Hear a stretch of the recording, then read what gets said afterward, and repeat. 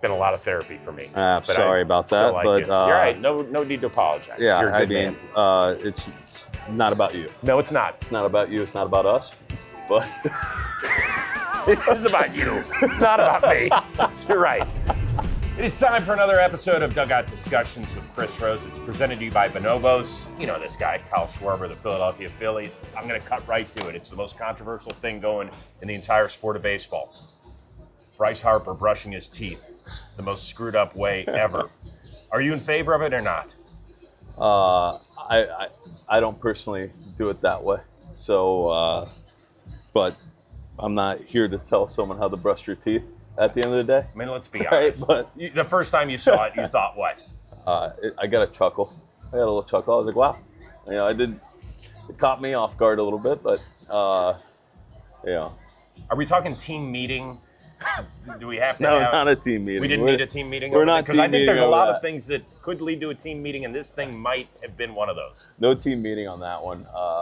You know, luckily, you know, pretty much everyone's brushing their teeth probably in the hotel room or at their house. You know, they're not doing it in the clubhouse or things like that. So not much of an issue at all. You admitted, though, the first time you saw it, you were taken back, because I had to try it that night. I was like, okay, I can't judge a man. How'd it go? It was a little shocking, and I don't think I could ever do it again in good conscience. It's it kind of like gives me the feel like mouthwash, right? Like, you know how but like you're not really mouthwashing, you're scrubbing. Plus, haven't you ever had the time where you accidentally put too much? I mean, do I really want to do that? Yeah, I mean, I guess the only positive thing that can come from that is, you know, that time you do too much, and it goes into it's such a waste. Yeah, it goes into the sink, and then it's stuck on the sink a little bit. You know, like you don't have to scrub it out. So you're just scrubbing it with your teeth, not going to waste. It's a great point. It is a great point. I didn't even think about it till now. God, that's why you're MVP Maybe that's why he's doing it. Maybe that's why he's doing it. Bryce, you're just smarter than the rest of us, buddy. The other big thing on social media was the fact that you were playing at your own charity event, the base. Yeah. Most of us did not know that. Yeah. How long has this been going on? Well, this was the first year that we did that, but so I've been playing bass guitar since I was in high school, but played in like a little high school rock band. We just did a lot of cover songs, Metallica, you know, Red Hot Chili Peppers, things like that. But you know, So this is with your boys growing up? Yeah, I was with my buddy growing up. It was funny. He was a guitar player, and I went over to his house one day. He had, you know, drum set. He has his whole gig, and he's like, "You should get a bass guitar." Like, yeah, I'll try that. So saved up some money, went to you know, the local guitar store, got a Squire bass, and got a standard amp, and started trying to play songs with them. You know, he just tell me what to play and I do it. And you know, I'm not like musically like inclined in terms of like knowing the whole fretboard and things like that. But you know, if you can tell me, put some tab in front of me or something like that, I'll figure it out. So is it like a dream to play in a decent sized venue with some band out there one night? Probably not the dream, I would say, but I have fun doing it. You know, like you know, we had Matt from the band Mount Joy. He's the lead singer for Mount Joy, and we were kind of talking about it leading up to it, like you know, like, hey, what would be fun to do? And he was like, well, I was like, well, I play bass. He's like, oh, it'd be awesome to get you up there to play a song. And you know, we got closer and closer, and you know, that's like the first song you learn on bass guitar is like Seven Nation Army. I was like, let's just do that because I haven't played in front of people in forever. And I was nervous, and I'm just like, you know, I don't play that much, but I got that one down. But it was fun. It was exciting. You know, hopefully, you know, maybe next year put in a little bit more work, get some practice, see what happens. You know, they're always the bassist, always mysterious, always the super sexy. So does your wife look at you a little different after playing at that?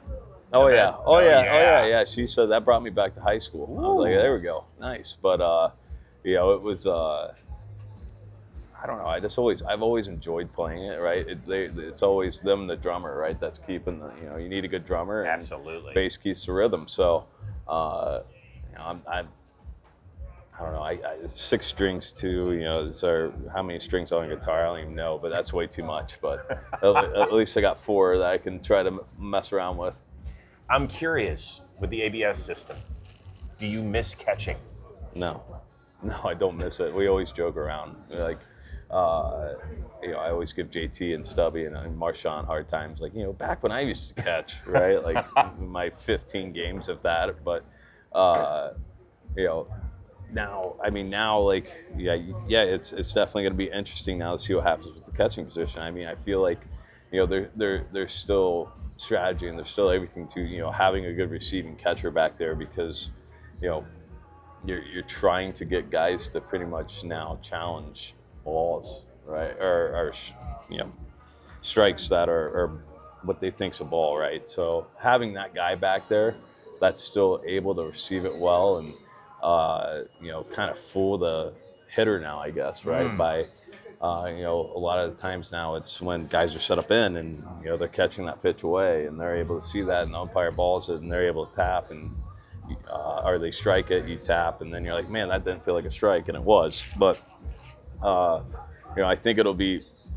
I hope it doesn't, you know, go to a full ABS one day, just because I feel like the catching position is still it needs to be value there in terms of you know, receiving and game calling, throwing out runners, everything like that. You know, and it's not all just about going up there and hitting the long ball. You know, catchers always, I have such appreciation for what they do, just because, you know, they care for that pitcher just as much as they care about themselves. So, you know, they don't get that much time to think about hitting like I do now. And, you know, they go up there, they're at bat, they take their bat, and they're on to the next hitters they got to deal with coming up in the lineup for the other team. You guys started out 9-19. Topper, unfortunately, we know he lost his job. You guys are 20-9 since then. So the average baseball fan will say, well, of course it was a man. How do you explain the difference? Is it as simple as you guys started to get hot at the same? How do you explain it? Yeah, I mean, I think at the end of the day, we all knew that what we have in our room and in our clubhouse, that we have a very talented, capable group in there. And we just didn't get off to the start that we should have got off to. And, you know, it really is, you know, the more you think about losing 10 games in a row, it's hard to do, right? Like, it's hard to lose 10 games in a row, and we did it. And,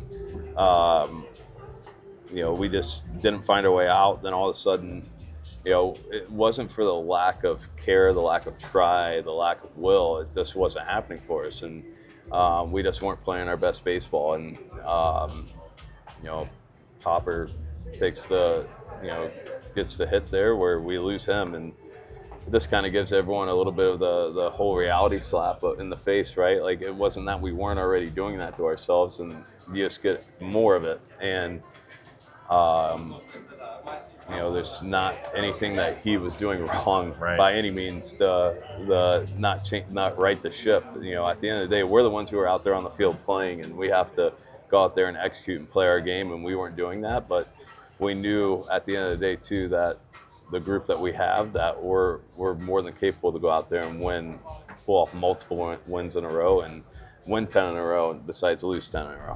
More with Kyle Schwarber coming up in a sec, but first, I got to tell you, a package from Bonobos came, and I immediately understood the hype. They really figured out the fit problem for guys. Everywhere else, it's either too baggy or too tight. Now they brought the same approach to a full lineup. We're talking about linen shirts and pants and polos, all clean enough for dinner, but comfortable enough for a day at the ballpark. There's no outfit change needed. So put on Bonobos, feel good, get on with your day. And right now, head to bonobos.com/dugout. Use the code DUGOUT for 25% off your next order. Once again, that is bonobos.com/dugout. 25% off. Make sure you use that promo code DUGOUT so that they know that I sent you. Right now, let's send you back to the dugout. Let me get to the fun stuff. When you were a freshman at Indiana, you guys won one football game. You won 10 in the 3 years you were there. If I had told you your freshman year, you're not even going to let me finish. No, I'm not going to let you finish. I tell everyone no. say no, I would never believe it. Going there, freshman year, you get the season ticket package, right? Like the students get this, basketball, football. They got the opportunity to buy them, and you get so many games. And I'm like, yeah, I'm getting them. And we go. I remember going to the first football game, and I remember looking at my roommates and going, "Where's everyone?" Because like the tailgate fields are packed. Yes. Where's everyone at right now? They're still in the tailgate fields, but and then just, when I was there, never had and it's nothing against the guys that were there. It was just, we had some really good players, but we just, didn't have the quality of what they have now. And, I think obviously Signetti, the way that he runs that program over there, the way that he has those guys firing on all cylinders, they don't really shoot themselves in the foot. And to have the run, we went to Notre Dame to go watch the first college football playoff game 2 years ago. And then, obviously got to go to the Peach Bowl and go to the national championship this past year. But yeah, I still don't. It's still hard to fathom it.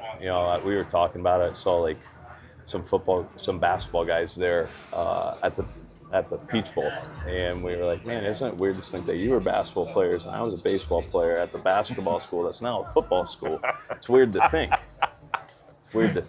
It's the best. Well, for people that don't know, you were actually a pretty good linebacker in your days in high school. Actually, you guys went undefeated, I think, your last year, right? Yep. You ran into Braxton Miller. That's right. Well, we don't have to talk about Braxton That's Miller. right. But you could have played college football. There were some opportunities. There was? Where? Yeah. It's just a lot of MAC schools. Oh, I'm a MAC guy. I went to MAC Miami. School.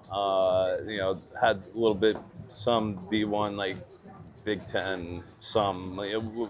I committed so early, but the baseball my junior year, my high school football coach would be calling me into his office senior year. He's like, "Are you sure you don't want to play football?" He goes, "There's a lot of teams that would be interested to give you a scholarship." I'm like, I'm just not that. I wanted to go play baseball, and we talked about it a little bit at Indiana about trying to do both. Just they were like, yeah, you could definitely be the long snapper, and then we give you the opportunity to play linebacker. But I was like, I think I'm good. Yeah, but one win, pass. Yeah, I think I'm good. But it was, man, there was nothing like Friday nights. It really wasn't. Friday nights were awesome. We always talk about it here with a lot of guys inside. Mm-hmm. JT was quarterback, Marcia was a receiver, safety, corner too, I think. So we always have fun talking about football, and obviously getting to see a lot of the Eagles guys come into the clubhouse now, and I think that we all chose right, because those guys are just absolute monsters. Yes. And I couldn't imagine just having to voluntarily run into these guys and have to go from a Sunday to a Thursday and do it all over again. No. Jordan Davis, how you doing? You've seen a guy 6'5", 3 whatever, run a 4.78. Oh, dude. No, like, I don't understand. And it's funny because I always look at a lot of these guys and go, man, like, those are some grown men. And I'm like, I'm older than this guy. How does that work?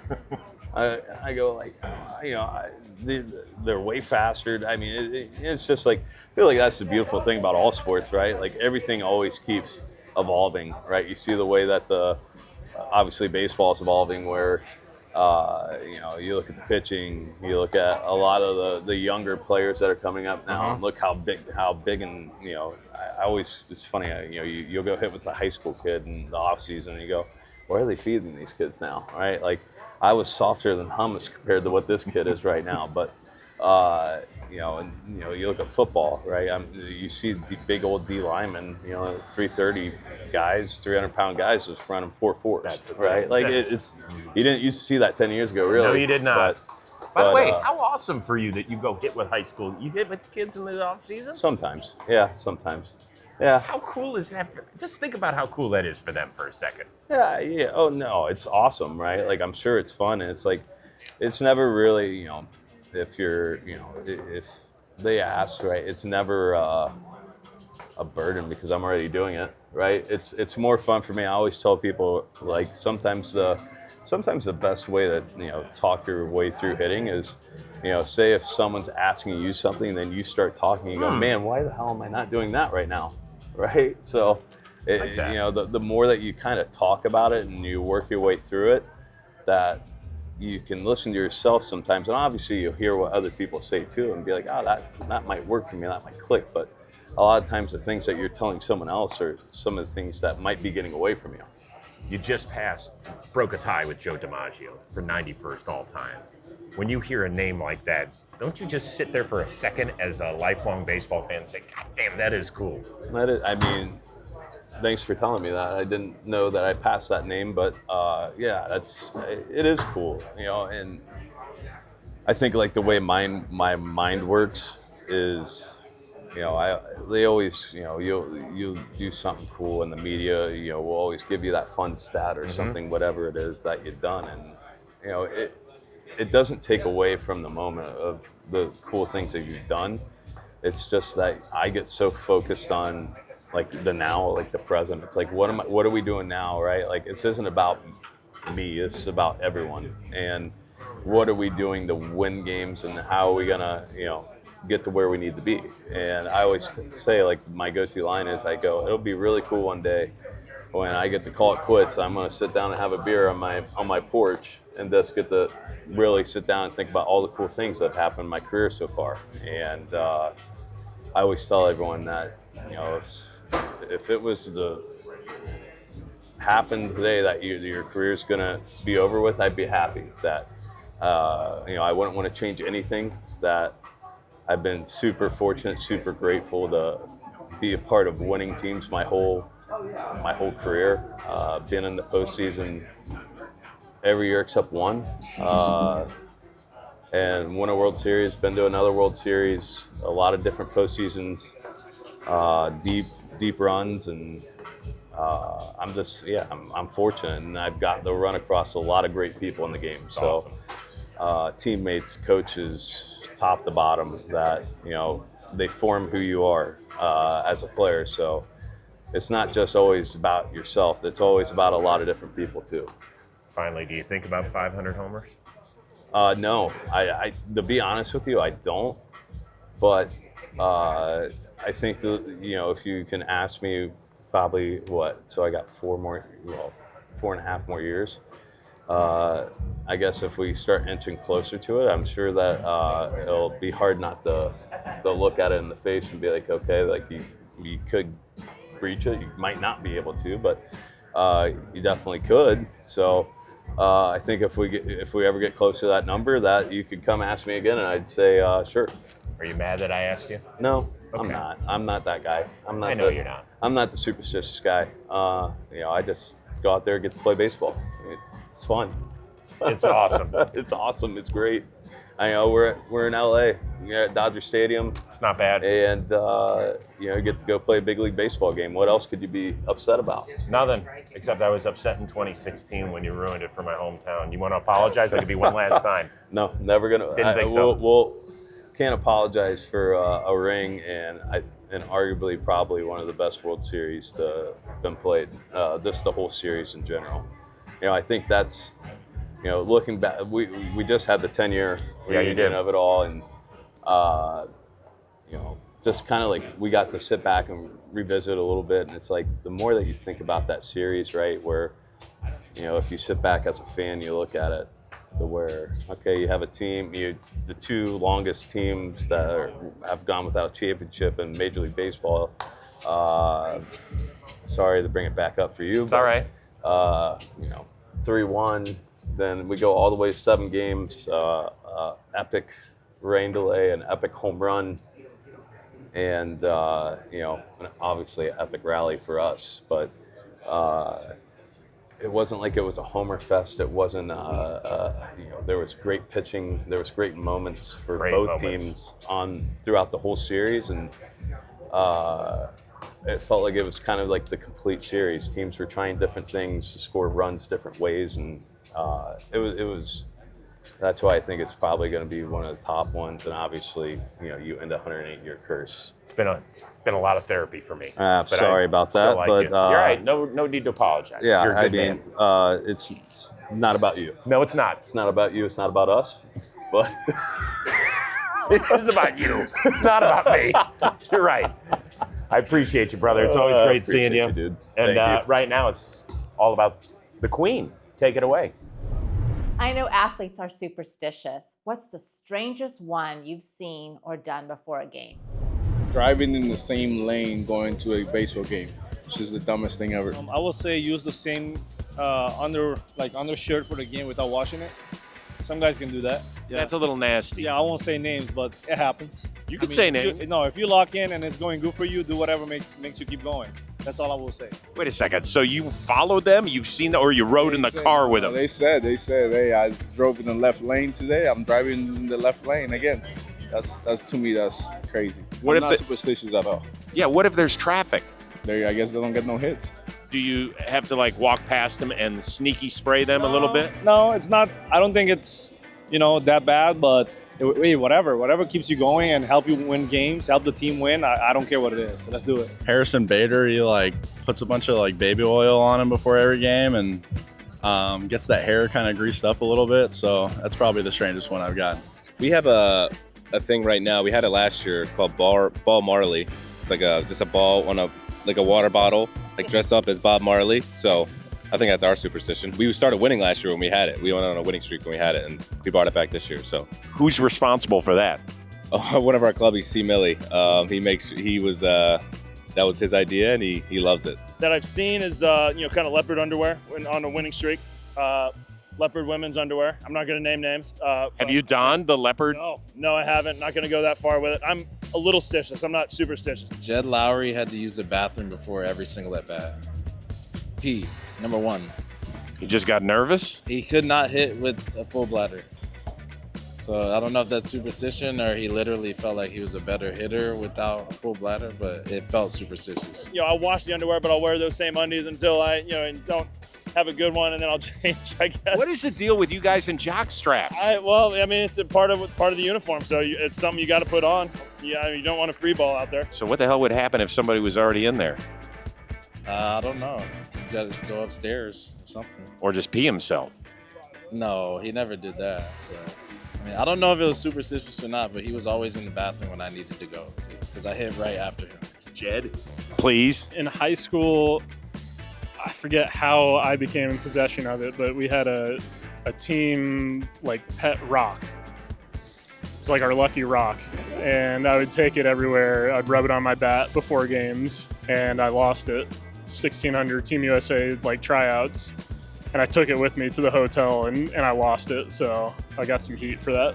Alan Roden, he was here last year. I'll demonstrate if I can have a hat. He sat in his locker every day with his hat. Basically like this. Basically makes his eyeballs open really wide and just sits like that in his locker for about 30 minutes. Where was this that you lost it? Houston. So if anybody's in Houston and sees a pet rock, please return it to this guy. The care of the Atlanta Braves. Did his eyes get stuck?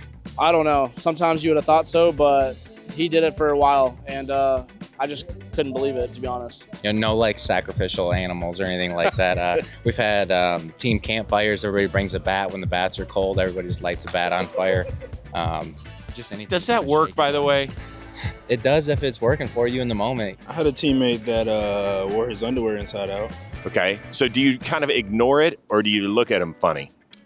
When I first saw it, I was going to tell him that they were inside out, but I think somebody had told me, or I just seen him keep doing it, and I guess it was just something he did on his own, and I just left it alone. I just saw Cal just shower with his full uni the other day trying to break out of a slump. That's always a good one. So wait, other guys have done that? Oh yeah, that's you spend a lot of time, especially in the clubhouse, kind of off the field. Guys will try pretty much anything, eating the same food, wearing the same socks, underwear, you name it. So the full uni shower is a classic, and I'm glad it worked for him. When it doesn't have a hit streak going or something, does he flip them back over? No, that's just always the way he does it. My weirdest one is if I have a good game at the plate, which I'm talking if I get a hit and I just touch first base, then whatever I did the day before, I'm doing the same thing the same day. The next day, same time, I'm eating the same thing, until it doesn't work no more. And then I move on to the next one and see which one has hits. I think it's the Max Scherzer. Nobody's allowed to talk to him or go near him on his start days. Because it's so extreme, and he's the total opposite guy when it's not his start day. At some point that comes to an end, right? And so do we blame it on the chicken and pasta on the day that it doesn't work? Yeah, it's never my fault. So, you know, you try to switch something up, and I feel like that's the easiest one because, you know, I kind of get sick and tired of eating the same thing over and over, but if it works, you know? Do you ever look him in the eyes? Either one? Oh God, no. No way. I think the blue eye is a little bit nicer to you than the brown one, but you got to be careful of that brown eye. Isn't that always the case? Starting pitcher, if he pitched well, would not shower and would not shower until he pitched again. Yeah. Now, how do you do this? Because you want your teammates to do well, but there's no way you want them to do that. No, you didn't want to. It was disgusting. Yeah, it can't happen. Can't happen. Let's just say stuff with underwear. I've heard the inside out. I've heard the same jock strap. Yeah. That stuff is just disgusting. The problem is it works. I haven't talked to that guy in a long time. So he never made the show. Oh, he did. Oh, no. Did he do it in the show, too, that we know of? He wasn't on my team in the show, but that'd be a question for one of those. I hope he wasn't doing it in the show. I don't think that's allowed in the show. You get sent back down? I don't think that's allowed. Any team you're on, there's an older guy that will not allow it. I'll just say this. When you have, in baseball, we're so crazy. This game's so crazy, too, that, like, you find something. If you believe it works, man, you are going to do everything in your power to make sure it works again. I mean, this isn't Survivor. This is the show. That was, I mean, he just thought if he didn't wash it off, that it was just going to keep on carrying over. I had somebody say it was you not talking to anybody on the day you pitched. Oh, that's a bad one? Oh, no. Not a bad one. Oh, just a superstition. That's not really a superstition. We just call it employment? Yeah, no, that's just me on game day. That's not even superstitious. I know there's some people in the John Boy office who are like, what's the big deal? Shower once a week? Who cares? Perfectly fine.